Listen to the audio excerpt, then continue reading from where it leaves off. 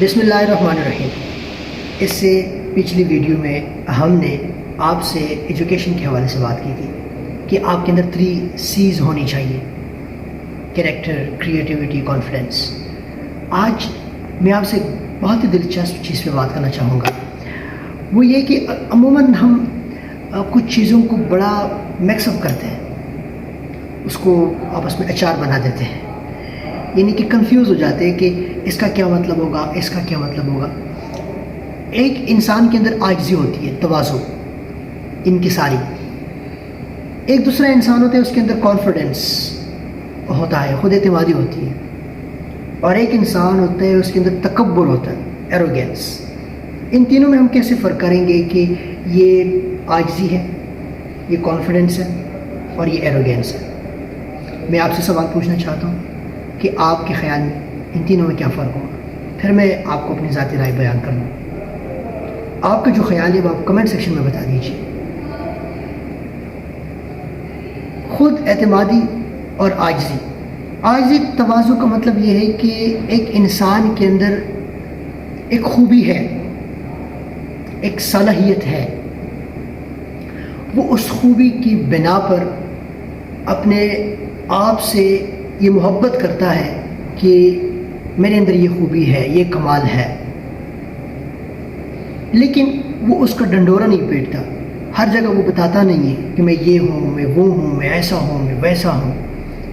لوگوں کو امپریس کرنے کے لیے نہیں کہتا۔ جب وقت آتا ہے تو وہ فوراً اٹھ کے چلا جاتا ہے اور وہ کام کر کے دکھاتا ہے۔ واپس آتا ہے تو آپ کو پتہ بھی نہیں چلتا کہ یہ کام کس نے کیا۔ یعنی کہ اس کے اندر صلاحیت ہے، ایک خوبی ہے، لیکن شو آف کے لیے وہ استعمال نہیں کرتا، ریا کے لیے استعمال نہیں کرتا۔ دل میں اللہ کا شکر بھی ادا کرتے کہ اللہ نے مجھے یہ صلاحیت دی ہے، اس کو استعمال بھی کرتا ہے، ڈنڈورا نہیں پیٹتا، مقابلہ بازی نہیں کرتا، لوگوں کو یہ نہیں کرتا میں ایک خاص وجہ کی بنیاد پر وہ اپنے آپ سے محبت کرتا ہے۔ یہ عاجزی ہے۔ یہ بڑی کمپلیکس ٹرمینالوجیز ہے، لیکن میں کوشش کروں کہ آپ کو انتہائی آسان حلوہ بنا کے آپ کے سامنے پیش کر دوں تاکہ آپ کو سمجھنے میں آسانی ہو۔ میں ایک بار پھر آپ سے ریپیٹ کر رہا ہوں تاکہ آپ کو بہتر سمجھ آ جائے۔ عاجزی کا مطلب یہ ہے کہ آپ کے اندر ایک کوالٹی ہے، ایک خوبی ہے، اس خوبی کی بنا پر آپ عاجز رہتے، کانے رہتے ہیں، اس کو استعمال بھی کرتے ہیں، اس کا اظہار بھی کرتے ہیں بعض اوقات جب ضرورت پڑے، لیکن اس کو ریاکاری کے طور پر نہیں کرتے۔ اب جیسے موقع آئے تو آپ نے اس کو استعمال کیا، بس دیٹس اٹ۔ ایک ہے کانفیڈنس۔ یہ کانفیڈنس اور عاجزی، ہمبلنس، تواضع، ایروگینس، یہ تینوں کی تینوں چیزیں اندر کی چیزیں ہیں، باہر کی چیزیں نہیں ہیں۔ اندر کی دنیا ہے، ایک باہر کی دنیا ہے۔ اندر کی دنیا خیالات کی دنیا ہے، سوچوں کی دنیا ہے، تصورات کی دنیا ہے، یقین کی دنیا ہے، بلیفز کی دنیا ہے۔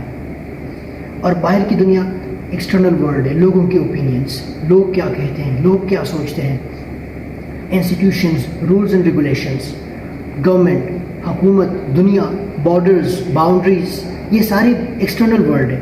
آپ کو ایک دلچسپ بات بتاتا چلوں، اگر آپ من کی دنیا سے خوش ہیں، اگر آپ سچے دل سے اطمینان آپ کو حاصل ہے، تو پھر ایکسٹرنل ورلڈ سے کوئی فرق نہیں پڑتا۔ لیکن اگر آپ کی باہر کی دنیا میں ہزاروں نعمتیں بھی ہو، لیکن آپ کی اندر کی دنیا ویران ہے، تو پھر آپ کی مثال اس کشتی جیسے مانند ہے جس کا ملاح مر چکا ہو اور وہ بیار و مددگار ظالم موجوں میں، سمندر کے ظالم موجوں میں، بے رحمانہ موجوں میں، وہ ایک عجیب سے کیفیت کے اندر موجیں کھا رہی ہو اور ساحل کا منتظر ہو۔ پھر ایسی کشتی کو ساحل نہیں ملتی، بلکہ وہ ڈوب جایا کرتی ہے۔ کیوں؟ کیونکہ اس کے من کی دنیا ڈوب چکی ہے۔ جب کشتی کے اندر پانی جب آ جاتا ہے تو پھر وہ کشتی ڈوب جاتی ہے، لیکن جب کشتی پانی کے اوپر چلتی ہے تو پھر کشتی کبھی نہیں ڈوبتی۔ تو یہ دل بھی ایسا ہے، اندر کی دنیا جب ڈوبتی ہے تو باہر کی دنیا سے کوئی تعلق نہیں ہوتا۔ باہر کی دنیا میں کتنی بھی نعمتیں ہو، لیکن اندر کی دنیا پھر ویران اور ویران ہی رہ جاتی ہے، سنسان ہی سنسان رہتی ہے۔ پھر اس کی مثال صحراؤں جیسے ہوتی ہے، جہاں ہزاروں میل پہ کوئی نظر نہیں آتا۔ لیکن اگر آپ کی اندر کی دنیا خوبصورت ہے تو پھر باہر کی دنیا کتنی ہی ویران کیوں نہ ہو، آپ اندر سے حشاش اور بشاش ہوں گے۔ اور یہ صرف ایک ہی طریقے سے ممکن ہے کہ آپ اس ذات سے لو لگائیں، دل لگائیں جس نے آپ کو پیدا فرمایا ہے، تو اس تفصیل کی وجہ یہی تھی کہ آپ کو سمجھانے کی کوشش کروں کہ جو تینوں کی تینوں چیزیں ہیں یہ اندر کی چیزیں ہیں، باہر کی چیزیں نہیں ہیں۔ تو دوسری چیز کا تعلق جو میں نے آپ کو بتایا وہ کانفیڈنس ہے، کہ آپ نے سوچا کہ میں یہ کام کر سکتا ہوں، یس آئی کین ڈو۔ آپ کی دل اور زبان سے یہ آواز اٹھی، یہ نکلی کہ yes I can do at any cost, I will do it, میں کسی بھی قیمت پہ یہ کروں گا اور میں کر سکتا ہوں۔ تو یہ کیا ہے؟ کانفیڈنس ہے، یعنی کہ آپ کسی کام کے بارے میں سوچیں یا کسی چیز کے بارے میں سوچیں تو آپ کو یہ یقین ہو اور آپ کے دل سے یہ آواز آئے کہ میں کر سکتا ہوں، تو یہ کانفیڈنس ہے۔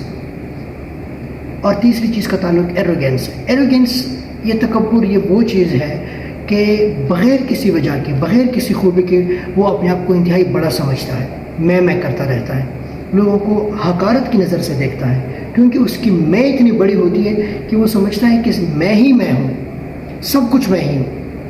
تو اس کے سامنے کوئی اور بات کرے گا تو اسے رد کرے گا۔ حدیث شریف کے مطابق کہ کیسے پتہ چلے گا کہ آپ کے اندر تکبر ہے؟ اگر آپ کے اندر دو نشانیاں ہیں تو آپ متکبر ہے۔